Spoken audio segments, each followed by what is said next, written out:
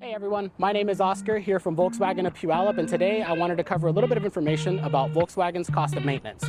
It's a common misconception that Volkswagen cost of maintenance is actually higher than some of the other vehicles on the market, but a recent study done by Vincentric actually shows that select Volkswagen models actually have a lower cost of maintenance than other competitors in the same categories.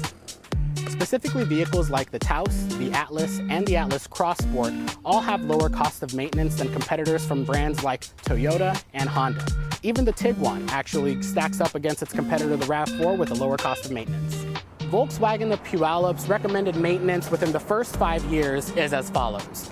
At 10K, you're going to want to do an oil change and a multi-point inspection. At 20K, you're going to want to do an oil change, multi-point inspection, and change your pollen air filter.